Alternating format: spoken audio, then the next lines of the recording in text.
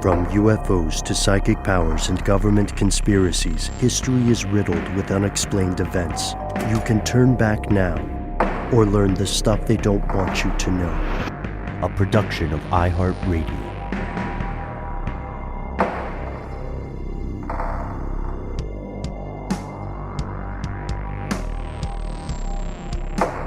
Hello, welcome back to the show. My name is Matt. Our colleague Noel is not here today, but will be back soon. They call me Ben. We're joined as always with our super producer, Alexis, codename Doc Holiday Jackson. Most importantly, you are here, and that makes this the stuff they don't want you to know. It's 2023.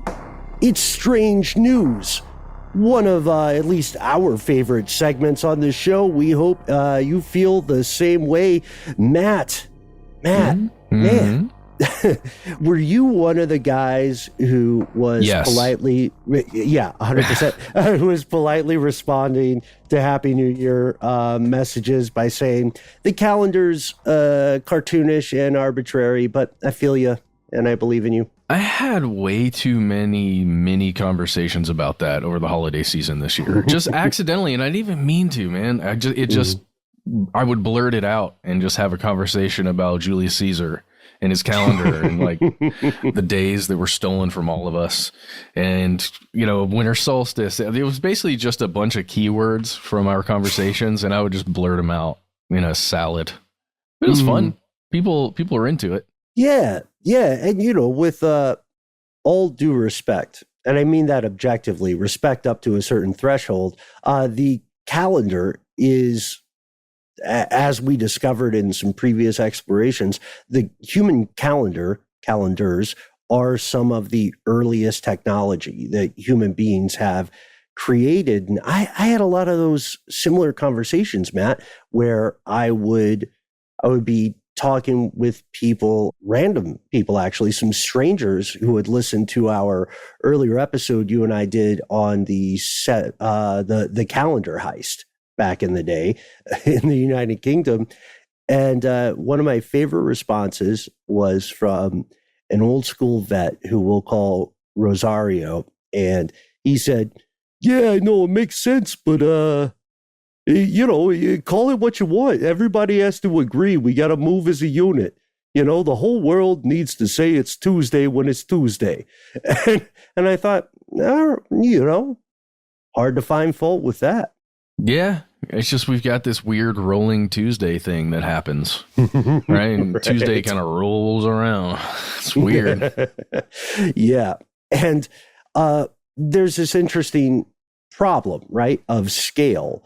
You can create a calendar like the Julian calendar, the Gregorian calendar, etc., and you can obviously note the imperfections of it, but those imperfections often are visible on a longer horizon of time, right? And in the immediate horizon of time, people just all want to be on the same page. And one of the things we all want to be on the same page about, Ben. What's that, Matt? Trusting that when a loved one passes away, we know what's happening to them, to their remains. Segue.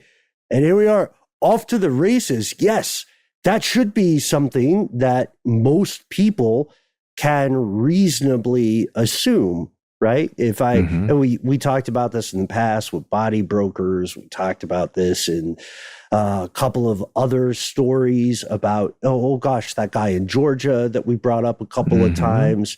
Yeah, this is a fundamental violation of trust. What happens when things go wrong? I think we've got maybe an update here. We do.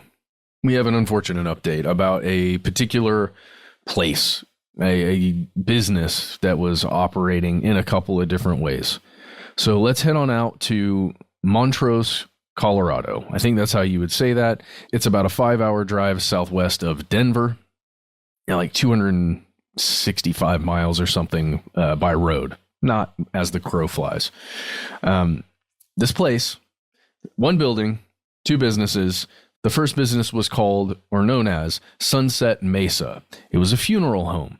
a place where families would go after a loved one died and seek the services to have that person, interred however they saw fit, whether it's either burial or being cremated. That's generally the services that they would offer, and they would do those things, sell coffins, that kind of stuff. The other business that was in the same building was called Donor Services. It's a secondary business, separate business. And can you guess what that company specialized in? What did that company specialize in? Well, it's in the name, body parts and full body donation for science. The thing Which that is we've still talked about. wildly unregulated. Yes, still wildly unregulated. Well, this company was run at least primarily by two individuals. One person named Megan Hess and another person named Shirley Koch, I believe is how you'd say that. Or maybe Koch. Probably Koch, right? It's like the Koch brothers, spelled the same way, Koch. Koch, yeah. And Shirley is Megan's mom. Okay, so here's what was happening over at Mesa. For years, several years, families would come, ask for those services for a loved one who died. Then Shirley and Megan together would defraud those people by, allowing them, that family, to pay for funeral services for, let's say, services to have a loved one cremated. They wouldn't, in fact, cremate that person, or at least all of that person. They would instead take them into the back and chop that body up and create false paperwork, like body donation paperwork for those individuals and their various body parts. And then they would sell them for not a ton of money, but for quite a bit of money. It's not like these two were getting massively rich or something, but they just started this business going. It was like a machine that started running, and it didn't stop until they got caught. Now, do we know for how long this operation continued? Well, Ben, I'm not positive how long this was occurring, but I do know that it goes back to at least 2011 because of the reporting coming out of the Denver Post. But I don't want to get too far ahead here. The reason why any of us know about any of this is because of an investigation carried out by Reuters that dates back to 2016, or between 2016 and 2018. They were looking into the body broker issue across the board. And this is one of the places that kind of hit on their radar when they started talking to family members. And there was an FBI investigation where they began to identify the remains. Like, let's say your loved one got cremated. That person came home in a jar of sorts, a container of sorts. The family believes, oh, that's that's Uncle Jerry or whatever. And the FBI confirmed through testing that no, in fact, that is the remains of multiple people, probably multiple parts of multiple people just burned up together. And if that's not heartbreaking and like makes you want to hit something really hard, it should. Okay, so let's talk about what happened to Megan and Shirley. They both pleaded guilty back in July of last year, 2022, to fraud, essentially. They did some horrible, macabre things to dead bodies, like unspeakable things to dead bodies. But ultimately, the thing they're getting in trouble for is filling out that false paperwork on behalf of those families. Right. And then gaining money from selling it to places that thought, a research organization that thought everything was on the up and up. It was fraudulent. Megan Hess was sentenced to 20 years, which was the maximum number of years that she could have gotten. And Shirley Koch was sentenced to 15 years. And I think one of the reasons Shirley was given less years because she discussed out loud during the process of how she was the person cutting up bodies. Admitted to a lot of it. She admitted to a lot of the things that she was doing. She's also 69 years old. And, she's still getting 15 years in prison. It's one of those things where in my mind, and I don't have the facts about this, so I haven't actually seen that it's been proven in a court of law that Shirley was the one cutting up the bodies, but it feels like something you might say or admit to if you're a parent of someone who's also getting in equal trouble. Like, I'll take the blame. Feels like that to me. I don't know if that's true. Yeah, so that they got sentenced. The reason why we're talking about this today is because they were sentenced on Tuesday, the 3rd, 2023. So it's finally kind of the end to this crazy story that all of these family members have been going through, who've had people, run through that system unwillingly and unknowingly. They finally got to see these two get locked up. So that's really why we're talking about it today. It's a much bigger story, though, Ben. I don't know if we want to touch on the full thing, but it's just it's just gross. It stinks. It's just pretty awful. You can read all about it if you want to. The reporting is widespread. A lot of it's coming from, as I said, Denver Post, Reuters, The Guardian had a write-up on it. You can find it everywhere. Yeah, and you can also find, speaking to that point about larger context, you can also find more information about this in our previous episode on the body broker industry, which remains unregulated today.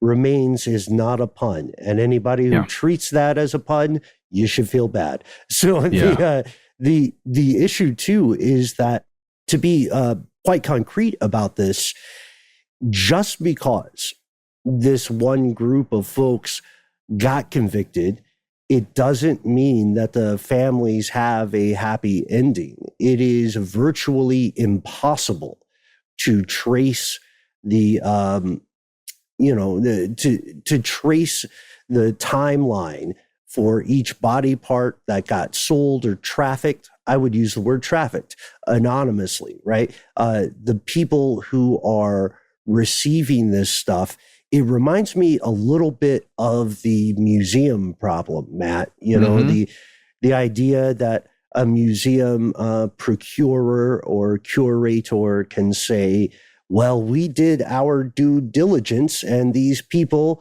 are, they said they looked on the up and up when they gave us these bronzes, right, from a country that is not of their origin, and we, cough, cough, British Museum, cough, cough, have no problem taking it. And they had a piece of paper, and it looked legit. It had a stamp, the stamp was in colors, like it really popped. And that stamps. It is like that. It is like that. And something I forgot to mention, Ben, there were an estimated 560 bodies in total, or at least that many bodies that were, quote, dissected by this group. And if we're being coldly objective about this, when you hear that number, over 500, what we all need to realize, fellow conspiracy realists, is that folks engaged in these operations are practicing rules that would be familiar to the proprietor of any decent automobile chop shop. You make more money selling parts than you do the whole car. So it's incredibly difficult if you are a surviving family member to find all of the places where your loved one's remains went. Boy, we are kicking off 2023 in a super positive light. I am so sorry, everybody. This is just a story that stood out to me and us, and it's something we've already talked about. Yeah, it is. It's about justice, though. Mm-hmm. It's just real messed up. Yeah. Gosh, they were charging $1,000 for a cremation. It didn't happen at all, at least in the way that they were told. The body of that loved one got donated, chopped up, and then they got sent a jar of remains that was just like all the other victims in this case. Just a bunch of different people. Just a mixtape of ashes. Mm-hmm. So let's go for a positive aspect of this. One positive thing amid all this tragedy is that there are more eyes on this problem. There's more awareness. Hopefully, the FBI successfully pursuing this kind of investigation hopefully spells out a precedent, right? Hopefully this will one day become a thing of the past. You know, if the FBI is raiding one business in an industry, you can statistically be certain they at least have some scarily accurate eyes on other examples of that industry. Look out, other cam website running people and all of your, if you've got a business running cam girl and boy services, watch out. Andrew Tate just went down. Oh, yeah. Okay. What's the deal with that guy? Why? He was just human trafficking with cameras. Disgusting. Yep. And also not involved in body broker stuff. Different kind of body brokering, actually. That is an excellent point, Matt. This is the reason you and I hang out. Yeah, I will say, though, again, going for a positive note. Okay, yeah. Okay, good luck. Yeah, going for a positive note, it's crazy that Greta Thunberg, of all people, became a hypocrite in that argument, because how are you going to be a climate activist and make a burn that enormous? Sorry. It's like the worst. We're right. Working live. We're that's working right. Live. No, props though. It was. Hold on. Can I tell you, I saw the headlines pop up, but I never clicked on it. What wasn't it a tweet or something that what was it? Yeah. So the guy, Tate, I think just proactively, maybe for clout or attention, sent a message to Thunberg's Twitter handle and said, look, I have all these cars and, you know, I'm very proud of them. And it was trying to do a neg of some sort, which, you know, the guy's a pickup artist, PUA, they call themselves. And so I think he was trying to do that sort of stuff, which in general, different bag of badgers. But look, don't listen to the pickup artist stuff. It's like self-help books. It's to make those folks money, not to help you as an audience.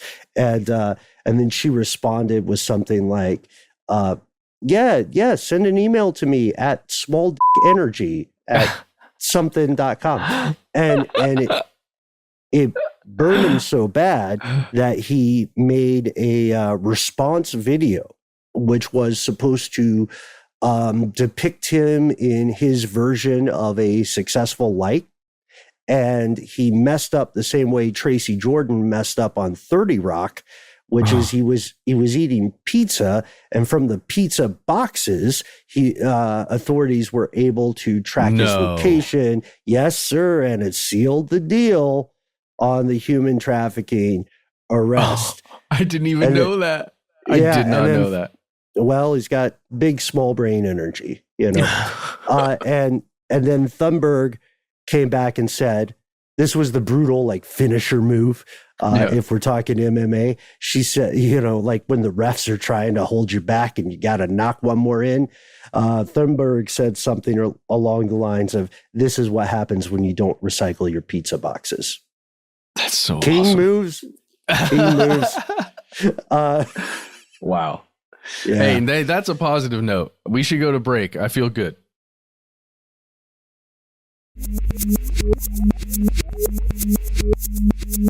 And we have returned. So, Matt, you and Doc and I managed to find some positivity in a quite terrifying story in our first part of this strange news segment. Let's continue to our second story. It's another update, man. We talked about this a while ago. We actually forecast it just a bit, and that's not calling ourselves Nostradamical or Nostradamus. What we're saying is the numbers were there, the statistics were there, the trends, the motivations, they were all there. They're still there. They're mapped out. There are continuing attacks on the infrastructure of the United States. These are soft targets. Matt, I place enormous priority on credit where it's due. And you brought up the story not too long ago of a fluoride activist in Florida, I believe, a fluoride activist in Florida who had futzed with the water levels, right, at a water treatment plant. Oh man, I can't remember if if I'm the one that brought that up, Ben. It might have been through listener mail. Okay. And so this story illustrated for us what seemed to be not just a one-off case of problems with a specific water treatment plant, but it showed us why infrastructure is both, one, important, and two, easily ignored. It's not hot red meat for the media, not yet. And so what we're going to do now is talk a little bit about some of the recent infrastructure attacks, some of the patterns we see about the future, and then let's interrogate that perception of patterns, because there's a little bit more to the story if we're paying attention. So quite recently, you and Doc and I were talking about this before we hopped on air today. There was another attack on an energy substation, and this one was in the Pacific Northwest, correct? That is correct, near Tacoma, Washington. Yeah, and in those attacks, 2 people are in custody, actually, which is very nice.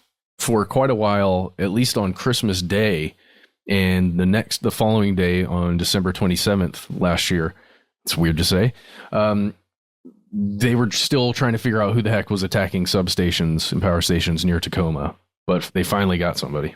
Yeah, because 4 got hit on Christmas morning, and it didn't take long for these 2 guys to get arrested on New Year's Eve. So they celebrated 2023 in probably not the situation they were hoping for, Wow, they got picked up on New Year's Eve? Oh, man. Oh. Yeah, I know. Can I make a confession just as a side note here? Please do. I did not do a countdown this year. I was alone at my house with the dogs and playing a little Skyrim. I'm sorry, everybody. That's what I was doing. What? That's a king move. Yeah. I was finishing up some Thieves Guild stuff, and I looked over, and it was 12:02, and I went, "Hey, look at that!" Yeah, man. That's again. Big fans of Skyrim here. I was at, me quite well. I was writing something ridiculous, and then got over my head in some dumb project or another. And I believe Doc told us, codename Doc Holliday, told us that she was watching a game. She was watching a game with the dogs, right? With the Bulldogs. And then I heard about that one. Yeah, told us there was a brief moment where she said, "Oh, Happy New Year, everybody," and then went back to the game. And then Ohio State lost immediately afterward. It was great. Yeah. My dad was so excited. God, he was excited. And so everybody celebrates New Year's Eve in a different way, right? Is what we can say. And these guys, we can tell you their names. In this country, it's legal to disclose people's names. A guy named Matthew Greenwood and a guy named Jeremy Crahan were attacking these 4 power substations in Pierce County in Tacoma, but they were not doing so as they were not doing so with a terrorist ideology or anything like that. They had a specific plan in mind. Well, they say they did. They said they were gonna go rob a local business. So it's very much big heist energy going on there, where we're gonna take down all the power in this whole area and then get in there and get the bonds or whatever they were gonna steal. And I would have gotten away with it too if it weren't for you phone records. That's how the FBI got them. Don't take your cell phone to a crime scene. Yeah. Actually, wait. Do take your cell phone to a crime scene. Well, shot spotter. So that doesn't apply in this situation. But also shout out, man. I was listening to something we did earlier that came out last week now, I think, where you and I walked through, in hopefully not too specific of a detail, ways to spoof and fool cell phone tracking. Do you remember that? Yeah. Oh, that was great. Oh yeah. I listened back and I wanted to make sure we were on the level, and it was a great job. I really liked your idea, by the way, of recording listening to a television. Yeah, it only works if you're only being spied on through audio, though. If there's video involved, True. It's too bad. That gets a little more sophisticated. Right. And a surveillance state we live in, that's for sure. Actually, if you're listening to this, you're in a surveillance state as well. What a time to be alive. So why are these two guys in Tacoma interesting? They failed in their heist. A lot of folks attempting a heist fail. That's just the nature of the game. It's like spoken word. Most of it is going to be unsuccessful. Some of it will be amazing. So the issue here is that there's a larger conversation that the United States needs to have across political boundaries about soft targets. All right. Most of the energy that cities, towns, everything in between, most of it is very unprotected, right? One of the most extreme examples I saw of energy substation being even adequately surveilled is a Con Ed building disguised as an apartment block in New York City. And that's just because of the density of people and the frequency of folks walking by. If you are going to almost any area that is not already a federal or military installation, you are going to see the number one protection being what? A chain link fence and some cameras. And this really spiked, Matt, when our pal Heinrich over in Germany, the decayed aristocrat, tried to be the face of an attempted coup, and German police and law enforcement overall came down quite hard, and they came with receipts. The plan for that coup was to detonate an EMP, electromagnetic pulse device, and their thinking was this would be a signal to people who are on board with this idea, and together they would rise up and they would overthrow Germany's current government and institute monarchy. Yep. Because they were very interested in dumb ideas about government. And that's just objective. Monarchies are dumb. But the thing is, this, I think, gave some fuel to the fire, right? This is something that you will hear about increasingly. And we talked about this previously in 2022. As long as those substations remain things with essentially no kind of protection, the assumption is, hey, everybody living here needs energy, right? It's part of life in the United States. So who would be enough of a jerk to attack it? What good would it do? It would help maybe distract local law enforcement for long enough in one area that you could go to a different area of the same metro and then pull a pretty successful heist, right? Like if you wanted to, just for an example, if you picture your city, if your city has 2 strip malls, then if you want to rob one of those strip malls or a store there, then what do? You create a huge brouhaha at the first strip mall. You distract first responders, right? You get the deputies, the posses, the LEOs in general, all converged on that spot. And then really quickly, you scoop in on point two. Well, in this case, they struck 4 locations, right? They did, because they were thinking through it, but they weren't thinking about the precedent they were setting.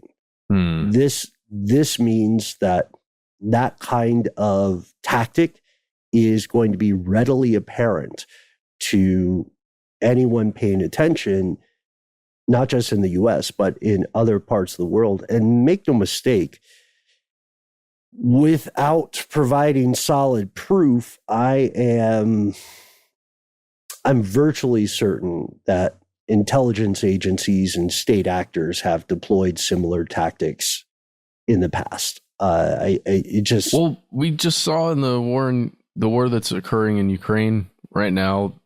I mean, it's a war. It is a standard war tactic, as you're saying, but like attack the infrastructure, knock that out. If they don't have power, the enemy, whoever they are, can't do certain things.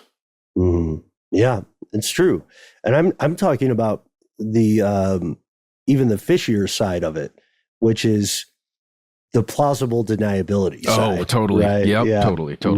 So why is this an issue? Well, yes, the reality is there.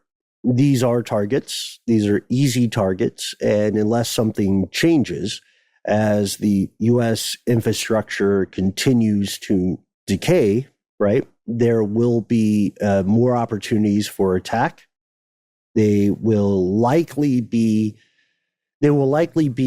actors who think of themselves as domestic actors, but they may not be. They may be financed without their knowing by foreign powers of one sort or another. But the other thing, the question we should end on with this one is, does media reporting of these instances, does it help or does it encourage more similar attempts? And that's an open question. I don't know. What's your take, man? I think it might. I was reading in one of the stories you found here, Ben, from the nationalreview.com or nationalreview.com. The article is just titled, "Who's Attacking Our Power Grid?" And in there, they discuss how attacks on the U.S. power grid, individual attacks like this, are at the highest levels since 2012. But that means there have been in the past fairly high frequencies of attacks on the power grid. It's just I haven't heard a ton about them. I don't know if you have, but it does appear that it's something that's been happening for quite a while. When it becomes a major news story like the North Carolina attacks that we discussed previously on this show, I wonder if it gives people ideas. Right. That's the question. Are you informing? Are you empowering? Or are you possibly weaponizing? We need those dogs with guns. You know, those robot dogs? Oh, yeah. You love those. Yeah. At each substation, there's like a couple of them. Oh, boy. Yeah. It's weird because if you think about a lot of these things, right, these substations outside of dense urban populations, these little nodes of modern culture are often put where they are because of NIMBY, not in my backyard concerns. And as a result of that, they are often not in the most accessible places. I want to shout out, we'll keep people anonymous. I want to shout out a Reddit user named Damon, Daemin, who pointed out that when they were doing a security assessment, let's call it, in Wyoming, a while back, they noticed that the nearest town, the nearest mark of civilization to this power station was 100 miles away. And for law enforcement to travel to the site, it would take 4 hours if they left immediately. So there's a logistical problem. How do you combat that, right? How do you get in front of it? Robot dog sentinels. Robot dog sentinels. Robot, you know what? Robot ravens too. Let's get some birds up there. You know, what about Dwemer sphere guardians? You know, I like them. I also think the little Dwemer spiders, they'd be good, you know, because they drop out of nowhere. Oh, yeah. They got those shock attacks. Come on. Why are we doing half measures? Dragons. Someone invent dragons. We need dragons. See, but they'll dragons. Yeah, that's it. Let's do it. DARPA. Oh, God. DARPA drop dragons? everything. DARPA, drop everything. Get dragons. All right. Folks, we're going to take a pause for a word from our sponsors, and we'll be back with some things that we've been keeping our eyes on in 2023. And spoiler, we're going to end this show asking for your opinion about what your fellow conspiracy realist should keep an eye on this year.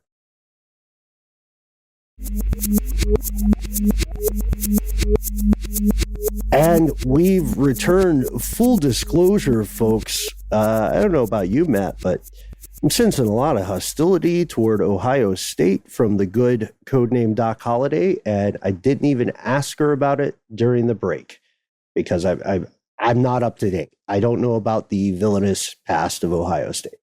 Ohio State? Bro. Educate yourself, Ben. I went to Michigan. I graduated from Michigan. It's really that simple.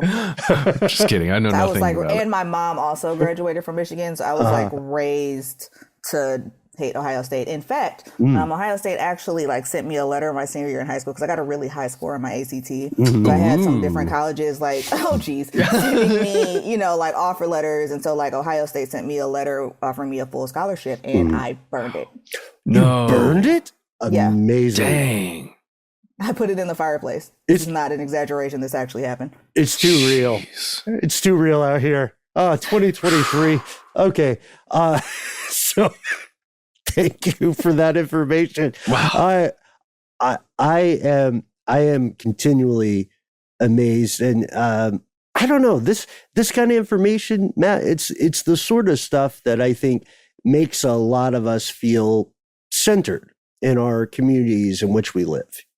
Like sports games, people find so much identification. People identify with their communities the same way that all of us will naturally identify with some region of the world. And there's a big us versus them thing. And this is one of the things that we wanted to keep an eye on in the very end of this show today.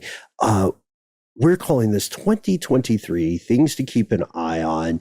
Quick update on our pretty divisive episode about foreign investment in housing markets across the planet. We got some folks who said this was in danger of being xenophobic, which I think is true. We got a lot of folks saying that this was an investment scam by people who have made money in a shady way in some other country, and they're parking that money in another place to the detriment of people who actually live in that community. And so we have an update now. We spent a lot of time on Canada here, and our Canadian conspiracy realists wrote to us with this. The law has passed. If you are not Canadian, you are banned from buying a home, asterisk, fine print, etc. Yeah, it's not looking good for that investment sector, I guess, as you'd call it, because houses, it's just something you don't know as you're growing up, even when you're in college, unless you're specializing in some of this stuff. You don't realize that homes are this weird investment sector for wealthy human beings on planet Earth. And that's really what they are. It's not a place for you to grow up and, have a good time, have your nice family and do all that stuff. No. It's just a thing that it accrues in worth that you then eventually get to flip one day, or turn it into passive income for you and your family for the rest of your life. That's really all it is. Right. We're talking specifically about there's a great write-up on this from Nadine Youssef over at British Broadcasting. And there's some statistics we should kick, like summer of 2022. A lot of folks may remember it fondly, unless you were trying to buy a home in Canada. The average home price in Canada at that time was $777 $1,200. Canadian. In US, that's $568,000. And yeah. And so that is, as Yusuf points out, more than 11 times the median Canadian household after taxes. We've seen similar stuff in Australia. You have seen similar stuff if you live in California, right? Or London, for example. This is a larger systemic problem. And until this law got passed, it was totally not illegal. I feel like not illegal is watering it down a bit. I don't know. That's the new thing, man. I feel like not illegal. It's real hot this decade. Actually, no, they're just humans. That's real hot. It's real hot. This species. Okay, so it's like that's where Google was coming from with their "don't be evil" world away from be good or do good.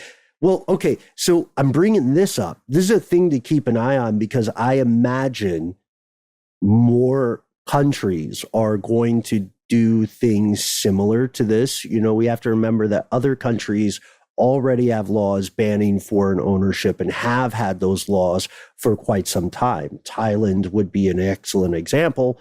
New Zealand as well. Large expat communities in both, but pretty strict laws.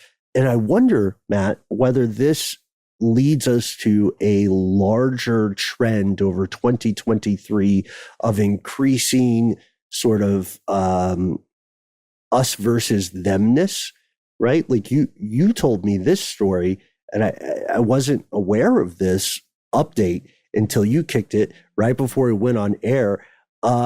Japan, which has a huge percentage of its population in the Tokyo metro area, Japan is asking people to leave the capital.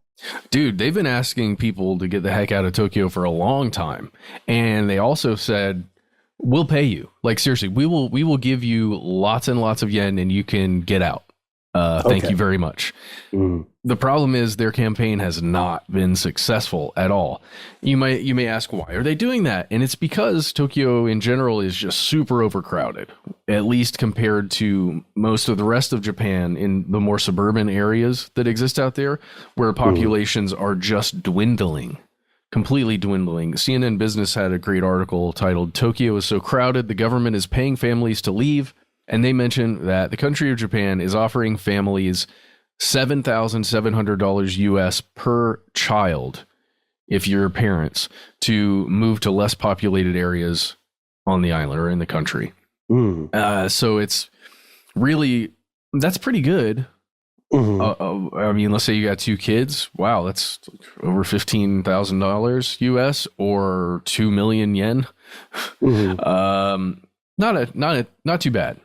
And you could actually walk down the street. They're also encouraging people to open their own businesses in those places because there's like no businesses in a bunch of these towns that used to be flourishing. Well, that's the pickle, isn't it? I mean, let us not forget that in the U.S. for some time, a couple of states had this program where they would give you land for free as long as you promise to actually live there. What we're seeing then is, I would argue, an increasing trend toward conurbation. That's okay. I'm laughing at your face there. I'm thinking about Conor McGregor, and like that's how I would describe what he used to do in the ring. Oh wow! when he was just knocking people out left and right. No, nothing didn't land for anybody. Oh, okay. I mean. Judges, they're giving us a ding. Doc Holliday, can we get a ding? Yeah, good. We got the bell. Okay.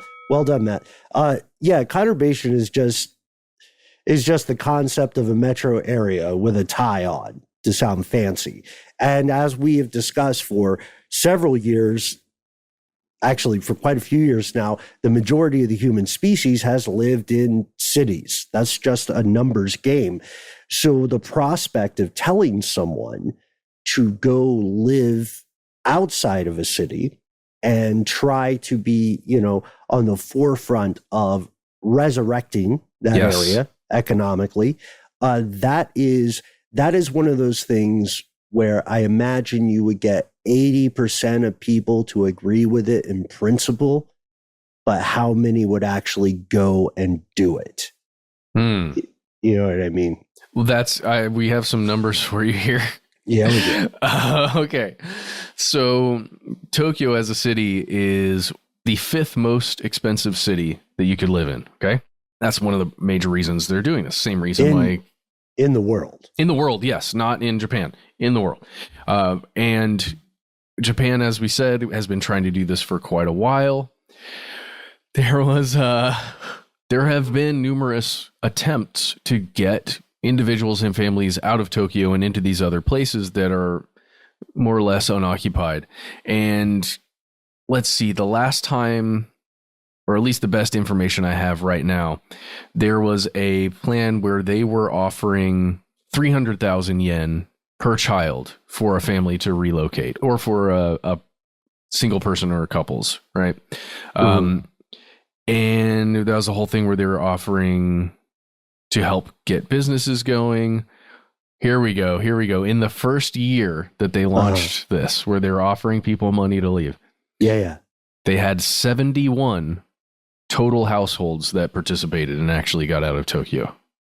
Holy enemy here. Holy Yeah. Everybody's like, nah, Tokyo's pretty good, man. Well, it sounds like, the majority of households are going, that's a great idea, and let's make sure it happens for someone else. Yeah. So there's a current population in Tokyo of 37 million human beings, at least the last time I checked.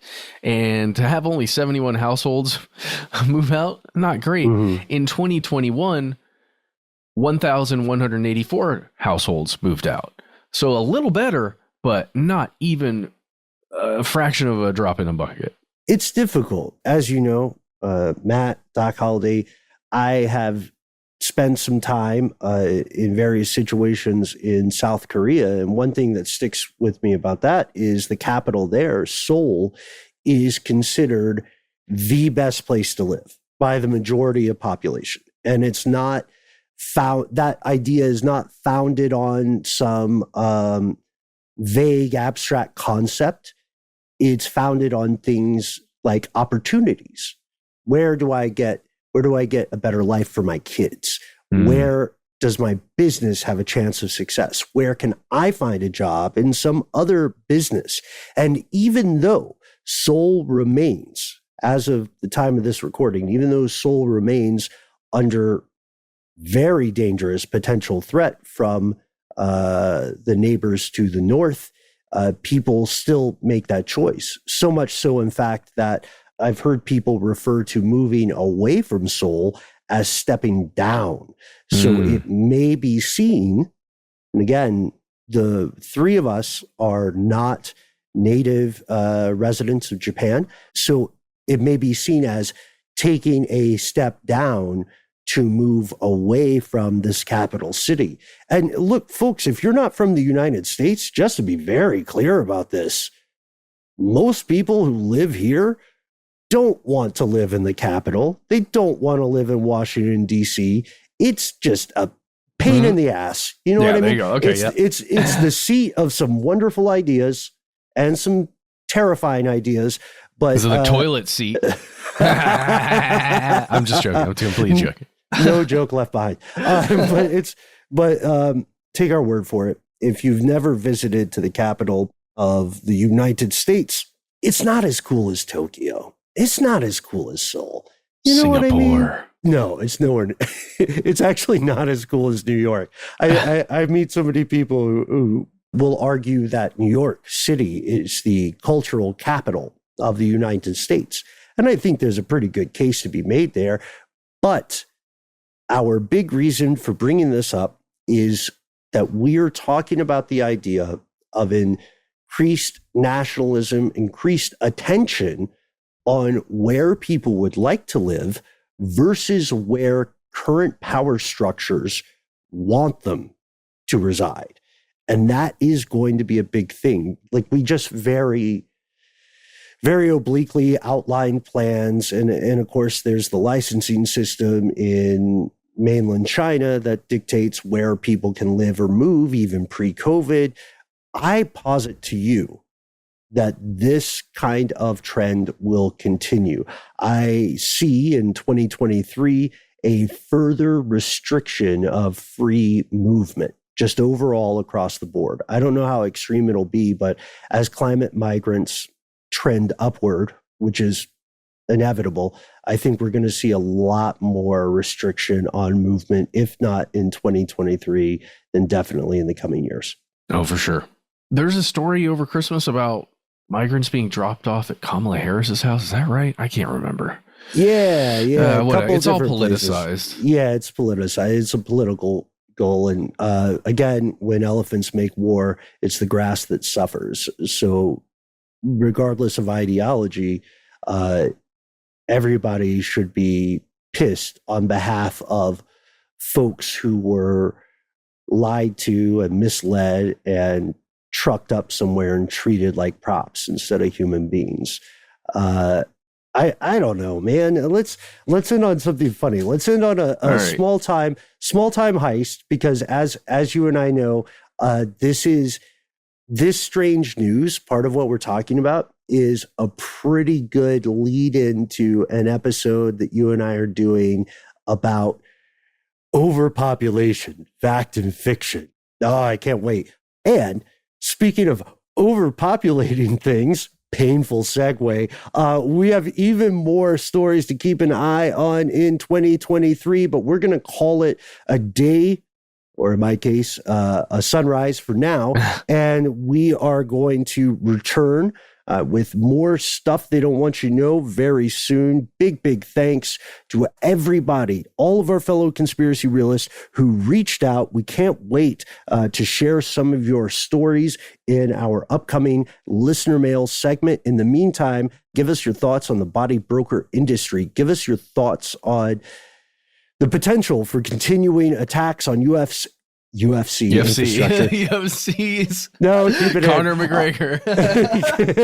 On UFC or US infrastructure. And let us know and let all of us know what you're keeping an eye on in 2023. We try to be easy to find online: Facebook, Instagram, YouTube, TikTok, until that gets banned in the US, which is probably on the way. If you don't like that, if you don't sip those social meds, why not give us a telephone call? Yes, our number is 1-833-STDWYTK. Minor apologies to everyone. We are still a little behind, but we're getting closer and closer every day to getting caught up on voicemails. So please continue sending them in. Anything you've got to say, give us a call. Just give yourself a cool nickname, leave a message that's less than 3 minutes, please, because it will cut you off, and let us know if we can use your name and voice on one of our listener mail episodes. If you've got more to say that can fit in that 3 minutes, why not instead send us a good old-fashioned email? We are conspiracy@iHeartRadio.com.